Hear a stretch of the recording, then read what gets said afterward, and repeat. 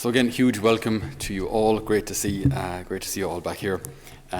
Great to reunite the family, and also for obviously the various years to get to know each other as well, because obviously we as staff know you all, but you mightn't actually, the guys from first year might have no idea who these young ones are in year 7. So it's good for ye to meet up as well. So it's a wonderful time of prayer and community that we're gathered here for, so it's a great privilege to be part of. A couple of weeks back, we hijacked Radio Maria for a day, and it was great. We got the opportunity to speak to a lot of people, and got a lot of yourselves involved as well with testimonies and things like that. And one thing I noticed, if you've ever been in a recording studio, or if you've ever been in any place where audio is important, right? If you want to record clean sound, right, the busier the room, the better, right? You need to, those egg carton type things on the walls, right? They reflect the sound in different directions, so you don't get an echo. So you need to have, anytime we've done recordings here as well for different blurbs or advertisements or voiceovers or anything like that, you have to put duvets and mattresses and pillows all over the place to stop the sound bouncing around the place, have a nice clean sound, right? The last thing you want is a big open hall. Hello.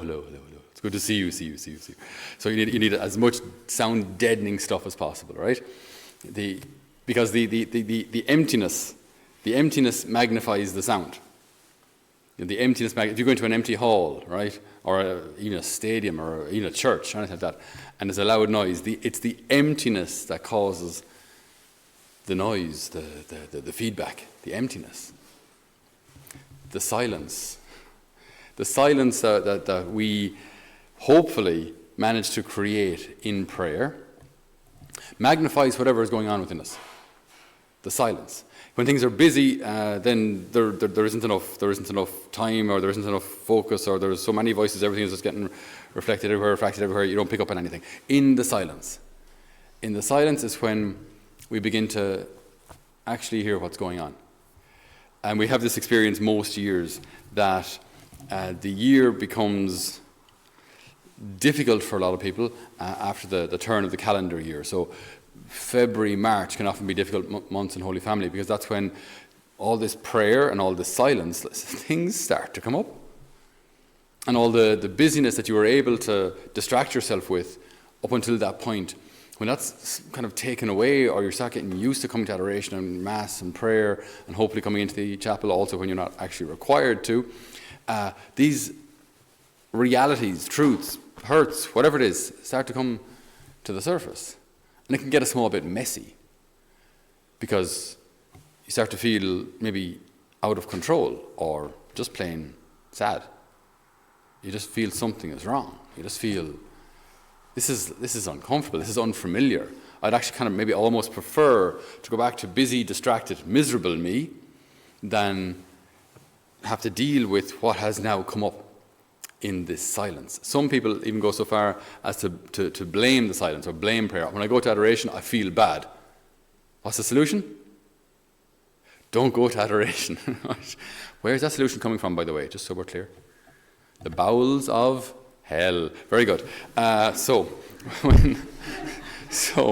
when you feel that because of adoration you feel bad, the solution is not don't go to adoration. It's like saying, I go into the doctor, he told me I'm sick. Bad doctor. He made me feel bad. No, he has identified an issue that he did not create that would be very helpful in addressing or fixing or healing, or inviting him into, or actually walking with this doctor a little further, because thank goodness he has brought this thing to light. All right, so these are like the interior struggles that we often don't vocalize, but they're those things that kind of happen consciously, subconsciously. I'm not sure, but like you come to the chapel and you're sitting here and you go, it doesn't feel good anymore. I don't know. I start to feel angry, start to feel sad. Start to feel lonely, start to feel empty, whatever it may be. You also may feel really good, and if you do, that's fantastic. you keep going. Okay? But it can happen. It can happen that our prayer begins to bring to the surface the emptiness and whatever the Lord wants to heal. Whatever the Lord reveals is to heal. Reveal to heal. Reveal to heal. It's not revealed to make you feel miserable and bye now. It's reveal to heal, which is a great thing. Like a doctor, the same kind of idea. I think it's a helpful kind of a metaphor to keep in mind. When a doctor reveals something, he's not doing so that he sounds super smart. What you have now is an epidermis, which is bad, or whatever his diagnosis is, okay? His goal isn't just to sound smart or to make you feel bad. His goal is to help you. Similarly with the Lord, if he reveals something, it's to heal. Reveal to heal. But that process is something that he requires our yes in order to accomplish. Otherwise, he reveals it, we run, and nothing improves. And then you finish your holy hour, you finish your year here, you finish your faith journey, you finish your life unhealed, broken, and maybe risking your soul, because these wounds can cause us to be so angry or vengeful or bitter or unforgiving or whatever it may be. But the grace was there, the opportunity was there, the chance was there to make it all good. But you ran. The Lord will follow you, he will find another way, but it's still up to you to do what the doctor says, to follow the program of healing that our Father has outlined for us. Sometimes these algorithms in YouTube and that, sometimes they get it really right. You know, when they suggest little things to me, they know that when it comes to those stories on America's Got Talent of rags to riches, or these really sad stories of tragedy that lead to amazing success and all that kind of thing. Well, I got sent one a couple of weeks back, which was quite inspiring. A lady named Jane Marksuski, otherwise known as Nightbird. And so she was on America's Got Talent. And she came out, and she had a very, very slight build and very unassuming, just grabs the microphone. And they said, so, Jane, what are you going to do first? I'm going to sing a song I wrote myself. Great, what's it called? It's called Okay. And then Howie Mendel says, that's okay, good, okay, let's hear it. And what's it about, by the way? And she said, it's about my own recent journey. And he says, okay, great, well, let's hear it. So off she goes, and she sings a song called It's Okay. The chorus then is, it's okay, we're all a little lost sometimes, but we're all right. Afterwards, the judges were mesmerized by the sincerity and how the song came from the depths of her heart. And they said, what was the song about? And she said, well, I've got cancer. And then Howie said, so you're not okay? And she said, well, I'm more than just my diagnosis. I'm more than my illness. And he said, how sick are you? And she said, well, at the moment I've a couple of tumors in my lungs, my ribs, and my liver. So all the judges gave their little spiel. Simon Cowell welled up while talking to her, and he said, look, you've got talent, but we've heard lots of good singers so far this season. You hear the crowd go boo. I've heard lots. So I'm going to give you something, he said. I'm going to give you something more than just a yes. And he slaps on the golden buzzer, and I burst into tears. I did, actually. So I looked up her story. Her story is one of, she's a Christian. She was born in Ohio in a place called Zanesville in 1990. And she's a talented singer, but released a couple of albums and things, and went to Nashville to kind of further her career. And along the way, anyway, met this other guy, met a guy involved in the music industry, and they got married. And then in 2017, she was diagnosed with cancer 2018, she was declared cancer-free. In 2019, the cancer came back with a bang. She had hundreds of small tumours in her liver, and just all over her. She had a double mastectomy, she had tumours, all sorts of tumours in her lungs and ribs. She was just really in a bad way. And around about that time then, her husband left her. Now, when you see the video, you see her speaking, she's full of such joy, full of such peace. But in her time of need, she was alone. The man she loved left her. And she became such an inspiration then through podcasts and tweets and all sorts of things about remaining positive and remaining grateful, remaining thankful, despite the circumstances. It's a very beautiful story. But she wrote this poem called "God is on the Bathroom Floor." And I heard the title, I thought, I think I know where she's going to go with this, because it sounds like one of those almost disrespectful ideas. But the way she phrases it, I think it's if you've known the cross, you'll know what she's saying. So I'll read this poem by Nightbird. God is on the bathroom floor. After the doctor told me I was dying, and after the man I married said he didn't love me anymore, I chased a miracle in California. On nights that I couldn't sleep, I laid in the tub like an insect, staring at my reflection in the shower knob. I vomited until I was hollow. I rolled up under my robe on the tile. The bathroom floor became my place to hide, where I could scream and be ugly, where I could sob and spit and eventually doze off, happy to be asleep, even with my head on the toilet. I've had cancer 3 times now, and I've barely passed 30. There are times when I wonder what I must have done to deserve such a story. I fear sometimes that when I die and when I meet God, He will say that I've disappointed Him, or offended Him, or failed Him. Maybe He'll just say, I never learned the lesson, or that I wasn't grateful enough.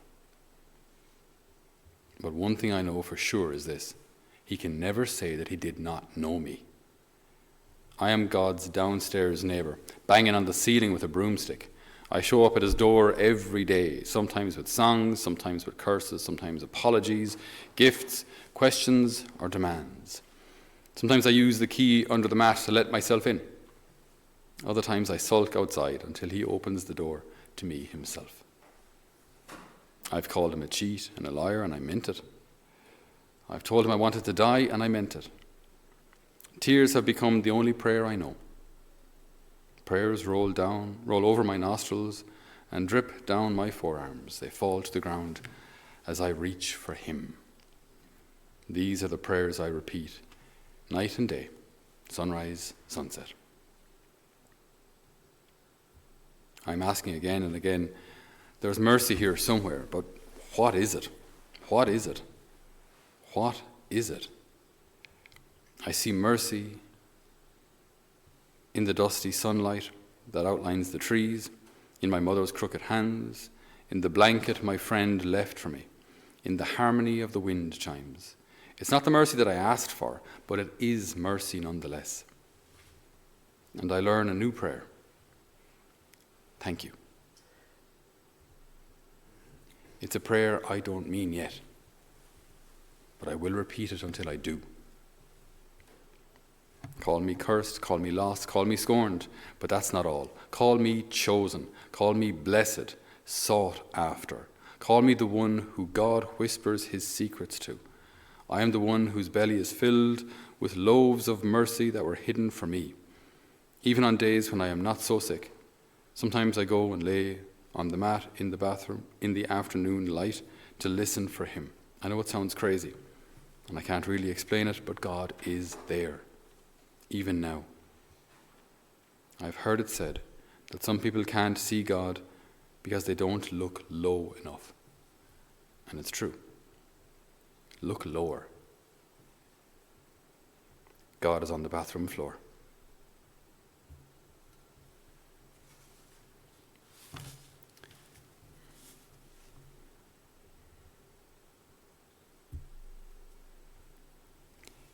God takes us where we're at.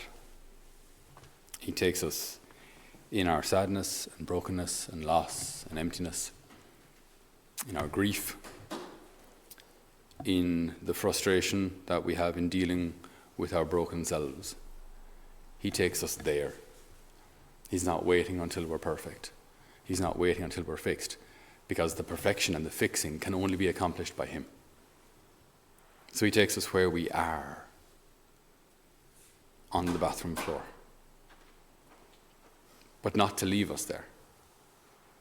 And us getting there in the first place was never him abandoning us until he recognized, my goodness, that's where they find themselves now. He's been with us every step of the way, as we read also in the first reading from Tobit, the Archangel Raphael, who has followed Tobit and Tobias and Sarah. Not so long ago, Tobit wanted to die, and Sarah wanted to hang herself. We read the readings during the week. They both wanted their lives to end. They held on, they fought, and they saw the blessing. Jane, similarly, Nightbird, held on and fought and became an inspiration. I lost count. I think it's about 200 million views that her America's Got Talent audition has had. Probably more by now, I don't know.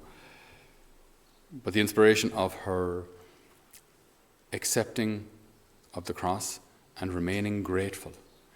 She said after the audition, she said, I was given 2% chance of surviving this, 2%.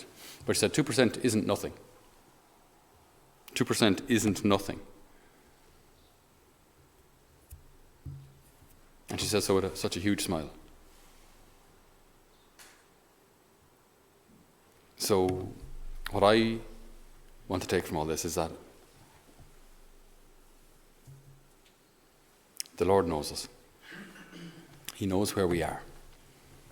He knows how we got here. He has walked with us every step of the way. He loves us infinitely, and he will never leave us. And the pain, or whatever we go through, the difficulty, does not mean that he's absent. It doesn't mean that he has forgotten us. In that silence or loneliness or difficulty, that's exactly where we can find the Lord. And if that's on the bathroom floor, then so be it. But it's in there, it's in that place of sadness or loss, the cross, you could call it. It's there that we can find him. We don't necessarily find him because it depends on us. We can spend our time there fighting, kicking and screaming and cursing. Or we can say, Lord, this is where I need you. Yeah, I've always needed you, but I really need you now. And if we do this, brothers and sisters, if we can manage this, if we, through the grace of God, can learn to love like that, to be grateful like that, to walk with the Lord like that, then it means that nothing the world throws at us can overcome us. It means that no illness, no grief, no sickness, no sadness can actually be victorious, because everything draws us back to the heart of God. And that makes us more than conquerors through Christ. So we ask the Lord today to bless each one of us in Holy Family. We have a particular mission. We have a real gift, and a rare gift these days, to be young people of faith, young people who witness to the power of Christ in their lives, young people who witness to the joy that only our authentic, heartfelt faith can bring. This has been entrusted to you guys. And it's a privilege. It's amazing. But we're not perfect. Only the Lord is perfect. And so when we mess up, when we make mistakes, we draw from him, who is the way, the truth, and the life. Amen.